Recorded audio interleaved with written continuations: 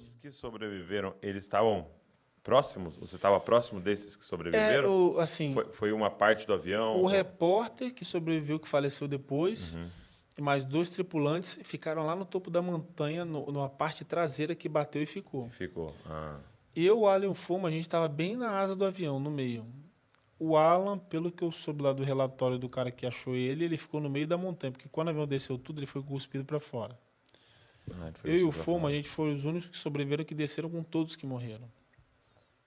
E eu ainda fui o último a ser achado, né? O cara que me achou, ele nem... Isso que eu ia te perguntar, como é que foi o resgate? Que a gente achou Então, ali? o policial que me achou, ele falou que nem estava preocupado em mim. Ele, tipo assim, ele estava muito triste, porque já tinha acabado o resgate, não tinha chance de sobrevivência.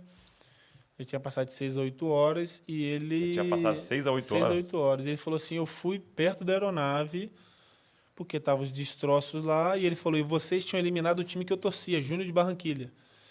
Então, quando vocês eliminaram a nossa equipe, a gente ficou, pô, mas que time é esse do Brasil que ninguém conhece, que tá ganhando de todo mundo? Assim, pô, mas o que esse cara tem? Quando deu a tragédia, eu tava lá, eu fui lá ajudar, e aí todo mundo foi embora, bombeiro, paramédico, Cruz Vermelha, eu fiquei lá, gente, só os policiais ficaram. E eu fui lá perto dos destroços, cara, assim, pensar, refletir, cara, por que isso aconteceu? Tinha os pertences para tomar conta, e aí eu escutei um gemido. Aí foi quando eu escutei um gemido, eu chamei um outro policial, um companheiro, o outro policial falou para mim, vai dormir que você está cansado. É mesmo? Você não tem condição de ter alguém vivo, você está cansado. E ele insistiu pro cara, e o cara foi lá ajudar ele, contrariado, e escutou meu gemido. E assim, foi que tirou o fuzil, estava debaixo de uma fuzilagem, tinha pedaço de árvore, me tirou, ele falou, tava eu lá. Falou, trauma de crânio aberto, tinha terra dentro do crânio. Foi todo cortado, e ele falou, você tentava fechar a cabeça, assim, o crânio. Você gemia de muita dor. Você tentava fechar? Ele falava que eu tentava, tipo, apertar, porque isso aqui é um corte que vai até aqui atrás. Ele falou que tava com terra dentro, assim, ele tentava... Ele acha que tava com muita dor, né? E até falei pra minha esposa, pô, Simone, eu queria tanto lembrar dessas coisas. Então, e você não lembra de nada? Não. Qual é a última lembrança? A última lembrança foi quando o avião saiu, porque assim, eu fiquei com muito medo quando eu mandei mensagem para Simone no Brasil. Quando o avião desceu na Bolívia, eu falei, pô, morreu esse medo, essa é coisa da minha cabeça. Peguei um avião fretado, e o avião fretado já era só a gente, jogador, com os repórteres, os brasileiros. E aí, quando o avião tá lá, assim, na hora de descer, todo mundo já estava dormindo, eu não consegui dormir, mas não era por medo, estava escutando meu louvor no meu fone. E aí, o avião desligou. Já tem essa lembrança? Tem essa lembrança. O avião desligou, fez um barulho tipo uma queda de luz. Tchum! E apagaram todas as luzes e acendeu a luz de emergência no chão. Quando acendeu a luz de emergência no chão, eu lembro que eu pensei assim, eu sonhei com isso. Foi igual o meu pesadelo. Eu olhei para o chão assim, eu olhei para a janela assim, eu pensei, eu sonhei com isso, Senhor. Isso não pode acontecer, isso acontece em filme, isso não acontece na vida real. Aí eu olhei para a janela assim, porque a luz do avião à noite ela pisca, e ela não piscou. Eu fiquei assim, eu falei, não é possível. Eu falei, Jesus, tem misericórdia de nós. Ninguém falava nada.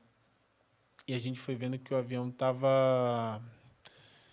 O motor estava desligando, daqui a pouco não tinha mais barulho de motor, era barulho do vento. Só planando. E aí tocou o alarme, pi, pi, pi. E aí eu já lembro que eu orava muito e falava assim, Jesus, tem misericórdia de nós. Eu sempre pedia... Isso falando em voz alta aí. Voz alta, sempre falar tudo para nós. Aí muita gente já acordando e orando. Muita gente que acordou já estava orando. Mas eu falava tudo para nós. Eu não orei em ponto nenhum para mim. Eu falava, Jesus, tem misericórdia de nós. Jesus, nos ajuda. Filho de Davi. Então, assim, eu falava tudo e chorando já. Foi quando o meu amigo Bruno Rangel, que estava do meu lado, me olhou com a cara de tristeza, assim, me olhou no olho e fez assim, ó. E começou a orar também. E aí eu só falava, Jesus, tem misericórdia de nós, filho de Davi, pilota esse avião. E minha última frase, que quando eu vi que tocou lá, pi, pi, pi, pi, eu lembro que eu baixei assim e falei assim, Jesus, eu vou falar pro mundo que tu é real se eu ficar vivo. Eu sei que tu é real, eu sei que tu existe. E aí eu já... Aí foi acordar dia 11 de dezembro, assim, sem saber de nada. Então depois de quantos dias você acorda? O acidente foi dia 28, eu acordei dia 11 de dezembro. 11 ou 10 de dezembro, não lembro. Uns 12 dias pra frente. E nem sabendo de nada, né? Aí você acorda no hospital? Acordei. Minha esposa, meu pai, meu irmão mais velho, o pastor de Santos, o pastor Carlos que me batizou. O pessoal falando espanhol, eu falei, que isso? Estou em outro país, o povo vem me ver. Aí o médico do clube falou que eu me machuquei, mas eu não lembrava de nada, nem tive maldade de olhar pro meu corpo, né? No segundo dia eu já... Opa! Meu corpo está muito machucado. Essas marcas que eu tenho aqui, eu não tinha nada. Eu falei, nariz todo preto, reconstruído, tinha ponto na pálpebra, tinha ponto na orelha, crânio todo cheio de pontos. Eu falei, não, a minha perna de grampo de ferro. Mas no primeiro dia você pensou o quê? Ele falou, tu machucou no jogo. Eu falei, é mesmo, doutor? Aí ele falou que machucou no jogo. Falou, mas eu não tinha me atentado ao meu corpo, porque eu tava meio grogue, né? Muito tempo, em e coma. Muita medicação. Muita medicação. E ele falou, não, eu falei, mas quanto é que deu o jogo? Ele falou, não sei, você machucou, eu vim aqui te ver. Eu falei, rapaz... Não lembro de ter jogado. Será? Eu falei, pô, nós acho que foi... Eu pensando assim, eu só pensava no jogo, pensava assim, eu acho que a gente foi campeão, cara. Olha só. Acho que a gente foi campeão, porque o nosso time é bom demais. Mas no segundo dia, o que eu falei, comecei a olhar meu corpo assim, falei, não tem como, cara, esse daí é mentira. E eu pressionava muito Simone. É engraçado que eu falava pra ela, ó, teve um dia que eu me liguei, eu falei, Simone, o que tá acontecendo? Ela, acontecendo o quê, amor? Tá mentindo pra mim? Ela, não, amor, eu falei, tá mentindo, ó, eles não me amam, não. Meu pai, meu irmão, você falou que me ama, quem ama não mente. O que está acontecendo? Ela saiu chorando. E eu comecei a notar que alguma coisa muito grave aconteceu, mas comigo. Porque uma vez meu pai, eles revezavam, era uma UTI de isolamento, então entrava um por vez. Então de 6 em 6 horas, meu pai, minha esposa, meu irmão e o pastor Carlos.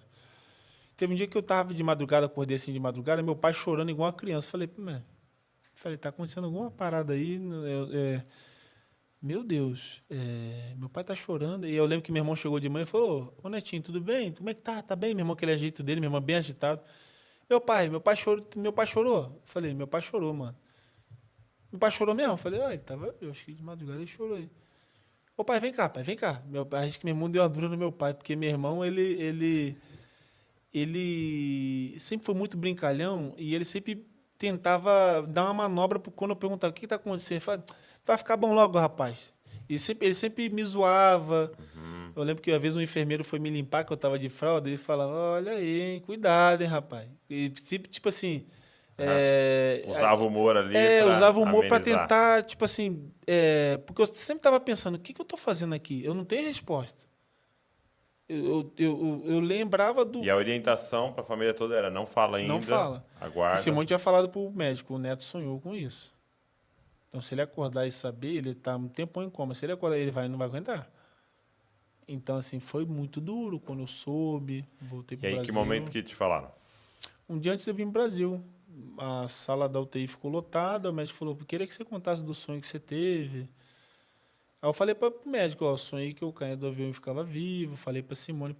Aí a psicóloga já começou a chorar, saiu. Falei, mas que isso, cara? Aí ele, não, pode continuar. Contei o sonho, pesadelo, né? E ele falou, não aconteceu, né? Não foi um pesadelo, não. O avião da Chapecoense caiu, seus amigos faleceram, ficaram vivos, você olha o fumo da parte do clube. E para mim foi um negócio assim, meio que ele tá me contando uma história que não tem como. O cérebro não consegue. Não tem como eu lembro que eu acordei, eu nem lembrava do jogo do Palmeiras, eu lembrava do treino no CT do São Paulo, aqui em São Paulo. Então, estava falando uma coisa sem nexo. E eu falei pro outro médico, falei, doutor Marco, ô Sonagli, olha o que o Mendonça está falando. E o outro médico baixou a cabeça assim, eu olhei pro meu pai com o olho cheio d'água, minha esposa, falei, não acredito nisso. Eu falei, não, isso não aconteceu. Aí eu perguntava dos mais chegados, né? Pô, o Bruno Rangel não está aqui. E o Ananias não está aqui. Foi o Gil, o Danilo, o Kleber. Eu fui perguntando um por um assim, não. Eu falei, não é possível. Eu comecei a me culpar, né? Falei, poxa, eu sonhei com isso, porque eu não falei para meus companheiros, meu pai e minha esposa que me deram. Eu falei, se você não vai no voo e o avião cai, você ia ficar maluco. Meu Deus. E se você não vai no voo e o avião não cai, você ia ser o maior covarde da história que deixou de jogar uma final por causa de um pesadelo. Então, assim, eu vi que foi um aviso, sabe? E nesse tempo de coma meu, eu tive uma visão que eu falei para minha esposa um dia, e até vim conversando no carro com os meninos, e eu falei para eles, cara, eu tenho uma ótica assim, que eu creio que esse lugar existente onde Jesus está, ele já existe mesmo. Não é um lugar assim, na minha imaginação, é um lugar existente, é palpável. Por quê? Porque eu vejo tudo na Bíblia. Jesus se batizou, o Espírito Santo desceu como pomba, desceu do céu. Jesus regressou. Vou preparar um lugar para vocês. Jesus subiu. Jesus podia sumir. Não, ele subiu aos céus. A Bíblia diz que ele voltará, descerá dos céus. Então, assim, é um lugar fora desse sistema. Eu tive uma visão, quando eu estava em coma, que eu via a terra lá embaixo, azulzinha, coisa mais linda. Eu estava no espaço, assim. Eu estava flutuando, mas não era flutuação. É como se Deus me segurasse na mão dele. Via a terra e pensava assim, morri. Saí da terra, estou indo para outro lugar. Eu olhei à minha direita, assim, eu vi um ser, Douglas, que ele era... Estão me ouvindo? Então, tudo certo. Acho que desligou aqui, O seu fone. meu fone. Eu vi um ser, cara, que ele era multicolorido. Ele falava comigo, mas não era uma boca como a nossa. Ele me olhava, mas não eram olhos como o nosso. Eu estava flutuando, mas era como se fosse na mão dele, mas é como se eu tivesse, a minha mão fosse pegando uma mini formiga. Então, pra você ter noção do tamanho dele. E eu olhei assim, quando eu vi, eu virei assim e falei, eu estou diante do Criador, cara. E eu pensei assim, eu tinha temor de olhar, que eu fiquei assim, eu estou diante do Deus todo. E ele falava para mim assim, eu estou no controle da tua vida, fica tranquilo que tudo vai dar certo. Porque eu estou no controle da tua vida. Então, um momento que eu acordei e fui falar isso para minha esposa, isso apagou. O que eu estou contando aqui para vocês é a parte grossa, porque eu sabia dos detalhes. Quando eu falei para minha esposa, isso apagou os detalhes. Eu queria contar para ela os detalhes. Eu até eu falo para Simone, acho que Deus ele fez assim, ó.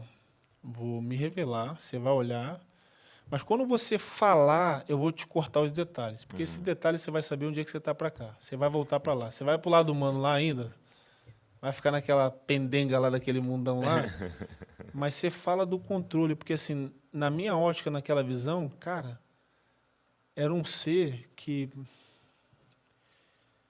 é como se ele tem um poder de todo o universo, não é nem o planeta Terra, do universo, da minha vida, do controle de tudo. Ele passa tudo por ele. E tudo tem um propósito com ele, nada para o mal, tudo para o bem, e ele domina. Então, assim, eu vejo assim, uma vez eu dei uma palestra numa empresa chamada Cevale. E eu vi um rapaz falar, um dos diretores falar para mim assim, cara, que legal, porque você transformou uma coisa ruim em uma coisa boa para ajudar os outros. Eu falei, pô, esse é o entendimento. É isso. Então, assim, eu tive essa visão e eu queria contar os detalhes, eu não consegui contar porque eu senti um negócio que apagou. Eu fiquei até irritado. Eu falei, Simone, é como se Deus mandasse eu falar e quando eu fosse falar o detalhe, ele apagar e falar assim, não. Só fala que eu estou aqui, mas um dia você vai estar do lado de cá e você vai compreender o que você viu. Mas, por enquanto, você... E hoje eu entendo Paulo falando que viu coisas indizíveis, né? Sim. Porque é uma ótica... E eu falo para Simone, para mim... Eu quero até estudar astronomia, porque, para mim, existe um local, mas mega preparado. O local lá que a Bíblia diz que não há sofrimento, não há choro, não há dor. Esse local já existe.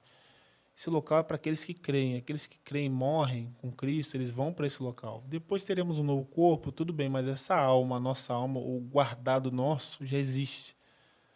E a ciência, eu estou observando, Douglas, que a ciência está descobrindo um monte de coisa. Planeta novo, sistema novo, mas esse sistema não vai descobrir. Porque Deus ele é tão poderoso que ele não vai permitir que a raça humana, que mesmo sendo limitada, é soberba. Às vezes tem cara que conhece muito, mas o muito que ele conhece hoje, daqui a 10 anos não é nada. Eu falo para você, Simone, a gente é tão pequeno que o remédio de hoje, em 5 anos, já não funciona, cara. E descobrem que aquele remédio não funcionava. Então, o que a gente é? O nosso conhecimento aqui é limitado. Por isso que eu penso assim, cara, existe um outro lugar, um lugar que Deus preparou para aqueles que creem, e eu creio assim piamente que esse é o lugar que eu quero ir, esse é o lugar que a gente é chamado para ir, né? A gente é estrangeiro aqui, peregrino, e esse é o lugar que eu pretendo tá junto com todos, né?